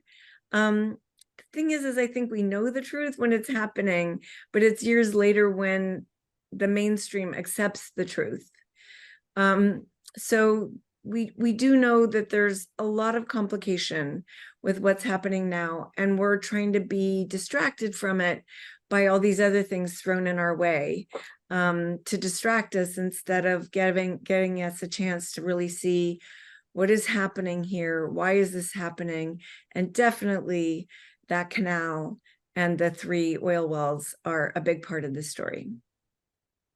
Jodie, I'm really glad actually that you brought up China too, because when we're talking about Palestine, and like even me just saying like it's not about Palestine, it's about like other countries like in the region, it's like not even just that small of a scope, right? Like this is about like navigating and like sustaining that Western hegemonic world order. So like the West wants to be like the main power in the world, in the international world. And like when you guys are like consuming the news, when you guys are like reading any type of information, like you always want to filter it, especially if it's coming from a Western source, through that world order, or through like navigating a Western hegemonic order, and the fact that the powers that be are acting in that interest and have the power to act in that interest. So, an attack on Palestine is not just an attack on Palestine, it's an attack on every like non-Western country. It's an attack on every power that doesn't like align with Western imperialism. And I think like what you were talking about, Jodie, with Temple Mount. So like, of course, like there are a lot of like complicated things within like Palestine, just because there's a lot of like different players, just in the world is a complicated place. Things interact with each other. But the most important thing to know is like, the occupation, its history, and like kind of like those straightforward facts, because, that's the truth. And that's like at the root of all this. But yeah, there's like different like little like projects within that settler colonial movement that add to like the motivation to further that goal. I don't know exactly like about the tradition of like the red cow. I've heard of it. I know it's like a practice in Judaism. It's like some sort of ritual, and the Temple Mount is also where like Masjid al-Aqsa is. Like you get like this, Muslims call it al-Haram al-Sharif, but it's like where Temple Mount is, where Masjid al-Aqsa, where like the Dome of the Rock is. And yeah, like they don't want Palestinians or like anybody who isn't Jewish like being there, because it's going to be the site of like an important event like in Judaism, that like like that Jews like believe will happen. But I don't know like too much about like the religious aspect of it. But yeah, like there's there's interest everywhere like in Palestine. Like if you go to like one place and like you wonder like why does Israel like want this piece of Palestine, there's probably 10 reasons that they do, but it's not theirs at the end of the day. Thank you both. Judith. Let me check in with you. I will jump in there for a minute. What is now the site of the Aqsa Mount Mosque and the Temple Mount is the site of the ancient temple of the Jewish people that was overrun by the Romans in 70 AD. And the practice, and at that point, they stopped doing sacrifices because the animal sacrifices had to be done at the Temple Mount, and they started being people of the book and the whole Jewish practice of today.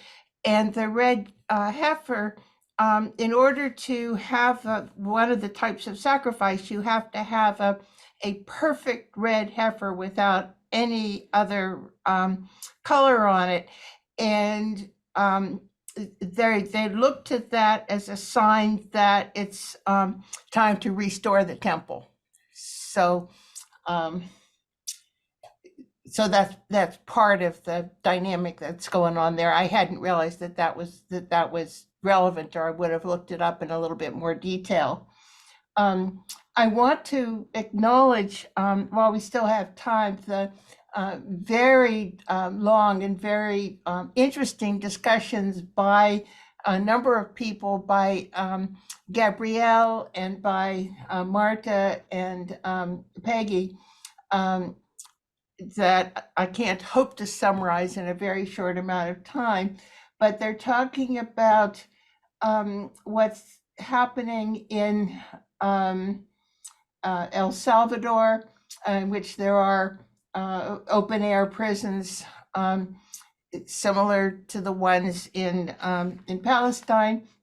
And she says the president is a Palestinian, a second generation descent, but that he's aligned with Israel.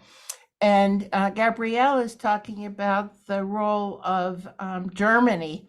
So I just want to acknowledge that their interventions are very detailed and very interesting, but not really in the form of questions. But if you want to comment on that, I invite you to comment on them. Well, I'll just note that the chat is going to be included with the recording, and our speakers will get a full copy of the chat, so that if we don't have time to make comments on that we will definitely make sure that they get a chance to take a look at it. Because I'm doing a time check. There's so much to cover. We only have about 15 minutes to go. So, and I see that there are a couple of questions in the Q&A, but Jodie, did you want to respond a bit to that? Sure. I mean, what's happening in El Salvador is horrible, especially like they're killing the water killers. So it's a terrorism in its own right.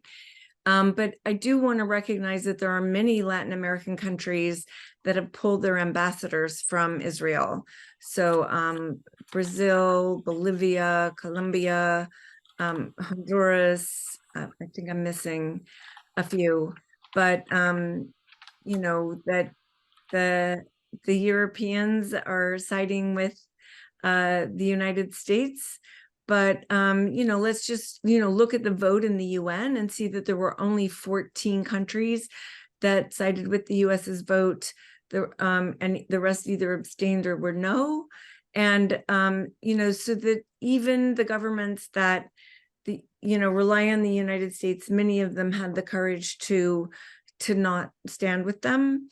And that's huge to look at right now. I think the thing that we are looking at is that Biden is out of touch, as is the Congress and the Senate, that the rest of the world started to see the violence that started because of the Ukraine war, and they pulled away, and BRICS has been growing. BRICS met in South Africa. It's growing. The Global South is not buying any of this.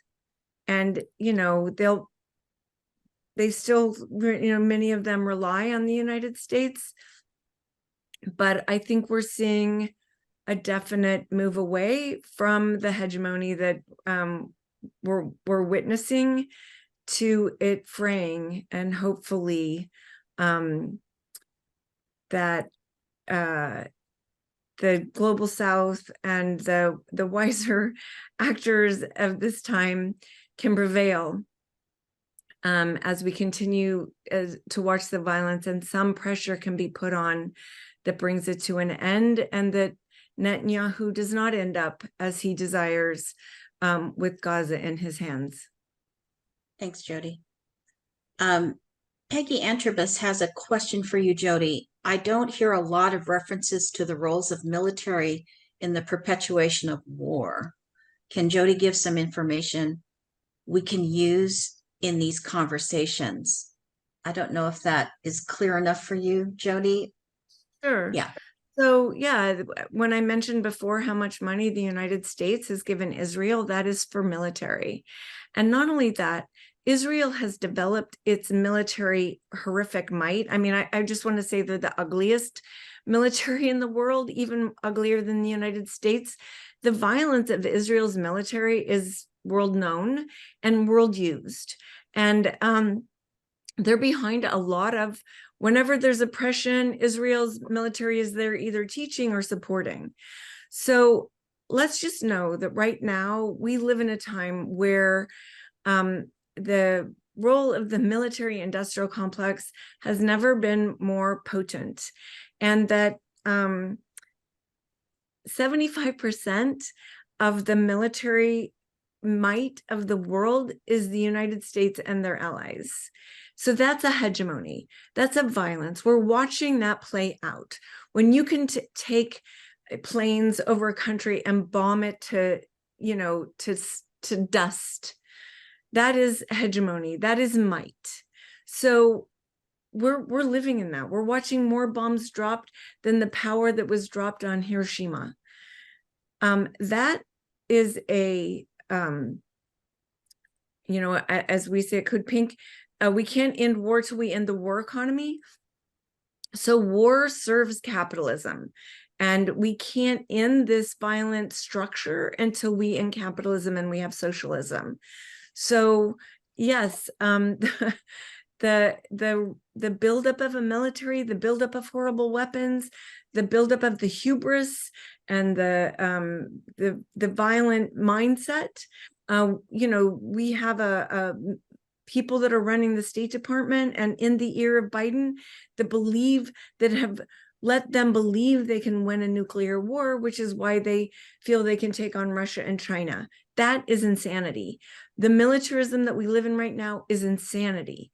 And so that's why we work so hard at CODEPINK to cut the military budget at least in half. And there's a recent study that shows that the United States military budget is $1.5 trillion a year, and that's 70% of taxpayer money. So you imagine, as a United States citizen, you're paying 75% of your hard-earned money to destroy the world, kill people, create refugees, and destroy the planet, because the greatest contributor to climate change is war. Thanks. Peggy said, I should have said arms industry. If I could add something, yes, and please. I'll also touch on the arms industry portion of it, but also so Israel's citizens actually are all required to join the IOF at the age of 18 for 2 years. So to put that into perspective, imagine these young people, and you know, they're kind of propagandized throughout their life, and then they join the military and they learn all these tactics and all these techniques that they want to use. They're excited, they're young, to give them the benefit of the doubt, might not even really understand the extent of what they're a part of. So just think about the type of society and the type of culture that creates, is one point. And then the other is that militarism doesn't even end in Israel. Like Jodie was saying, like I'm from Chicago, and our police here are trained. They have a program where they're trained by the IOF. Like, why do people even in America need to be subjected to police that are trained by like a military state that is subjecting people to occupation?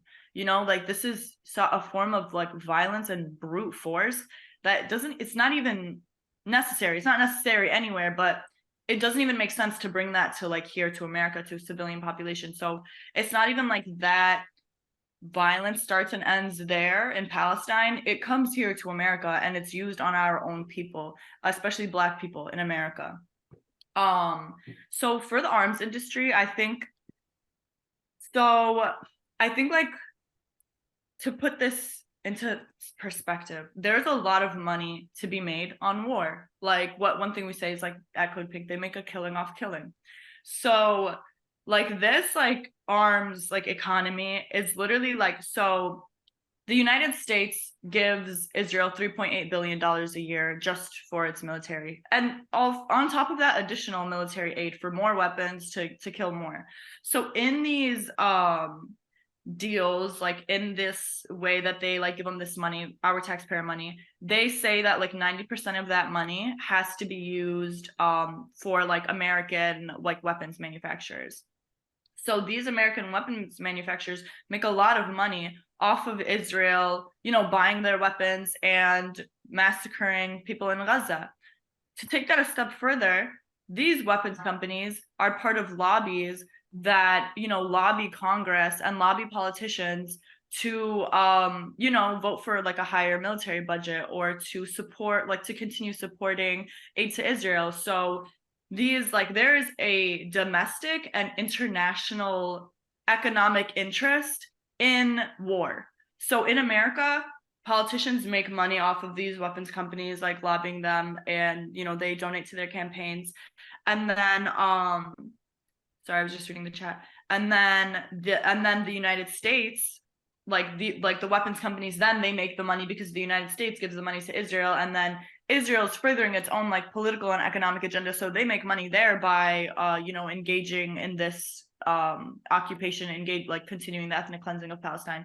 So it's really this like triangle of like all this money that's to be made in war. Like that's why war continues anyway, because it's all at the end of the day about capitalism, about like money. Yeah, so I hope that was not confusing. I think I might have explained it in a confusing way, but it's pretty like, weapons companies tell our politicians to make deals so that the weapons companies can make money, and everybody's just making money off of murder. Yeah. No, that was pretty clear, Nour. Thank you so much. Jodie, I hear that you have a short video that you'd like us to play. Do you need to say anything about it, or I'm just going to play I'm sorry, I just need to say we're running out of time for questions. I want to make sure that we can have the video. It's very short. I think it's like a minute or something, right? And then I wanted each of you to actually just have a sentence to close us out, and then I would just give some information before we actually ended our session. So did you need to say anything about this video before we start it for you? I just thought we needed a call for action as we close, and so that's why I gave you that. But it's also Armistice Day. So you know, 105 years ago, the World War I ended, and I just think it's you know, that was a time of horrific carnage that we're witnessing right now, and that let it be the day that we commit ourselves to peace and to ending war.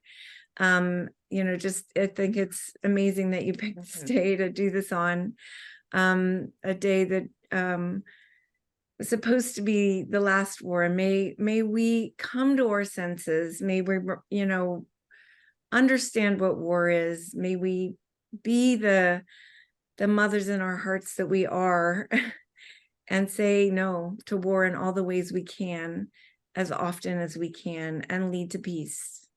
And thank you for all that you do for that. Thank you very much. Thank you, Jodie. Nour, did you want to say something before we actually play this video as your last words Yeah. for the session? Yeah. So I think I would just say, like, wherever you are, I'm sure there's some way that the occupation of Palestine connects to you, and like actually like you have a direct role just by being a citizen of the world. You play a role in the whole world, and you should want your legacy to be one of peace and to be one of justice and to be one of being on the right side of history and like listening to oppressed people. And Palestine, like, let Palestine be an example for the world that when power goes unchecked and when we allow such violence to kind of rule our world, this is what happens not just to Palestine, but to all of humanity. I mean, Palestine is not even the only country undergoing, you know, oppression and violence right now. So I would just say, first of all, thank you all for being here, and thank you for opening like your hearts and your minds to this education and to the Palestinian cause, because for us, like Palestinians, this is all we have, and it really means so much to see people so invested in our cause. So first of all, thank you. And also, please just never stop fighting until we have freedom, because everybody needs to have freedom in order for all of us to actually enjoy that freedom. Yeah, but thank you, everybody. Thank you, Nour.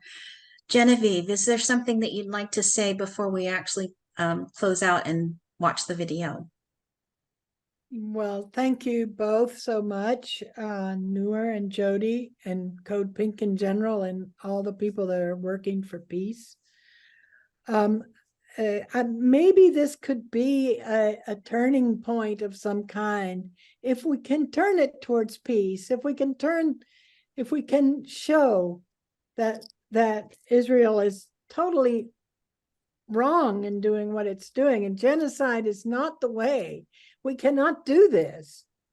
Maybe we can, if we can show that's wrong, maybe we can turn things towards the good again, or begin to be towards the good, not necessarily again, because it's been a while. But anyway, so. Thanks, Jen. Thanks, Jen. All right, before I play the video, I think maybe I'm going to just say a few administrative things. You know, I just want to celebrate and honor our guests because it was fabulous what you've offered here, and so many resources for us with such an open heart and this broad sweeping perspective to give us not only what's happening in the Middle East right now, in Palestine, but really, we need to stop war. That's it. We need to stop killing each other. And that, it just makes me weep. And on Armistice Day, you know, it's such an important, poignant, grounded thought to hold, even while we're wanting to pursue all the other avenues to wake up other people's minds and hearts. So I just want to thank you for that. I also want to celebrate that on the upcoming Black Friday, November the 24th, is our 4th annual, can you believe it? 4 years. We've done this 4 times, a mini conference. And this year we're having Genevieve, Heidi Gutner Abendroth is returning, Vandana Shiva is returning, Mig Mahan will be with us again, Jodie will be back, and Darsha, who's in our audience today, will be joining us on the panel. So I want to invite you to join us. It's a wonderful experience to hear these wise women give their perspective. And again, it's going to be a call for solidarity and coming together. So with that, Diane, I think you can put up the video. President Biden, Mr. Blinken, can you hear me? Prime ministers and presidents of the European countries, can you hear me? Can you hear the screams from Shifa Hospital, from Al-Auda's Hospital? Can you hear the screams from innocent people, refugees, sheltering, trying to find a safe place, being bombed by the Israeli attack forces this morning inside the hospital? Hospitals that are the temples of humanity and protection. When are you going to stop this? You're all complicit. If that doesn't actually motivate you, wake you up, and actually invite you to do something, call your senator, call your, call whoever you are, whatever country you're in, for the ceasefire. It must stop. It must stop. And with that, I just want to say to everyone, peace. And know that you're not alone in this. Sometimes it's really hard to do the work, but peace, my friends. Be well, be good to one another, and we'll see you on Black Friday. And I think I want to have this rallying cry that Nour said, that we have to have this conviction for life. We have to have conviction for life, because when we do that, we stop war. All right, everyone. We'll see you. Take good care. Bye for now. Thanks so much.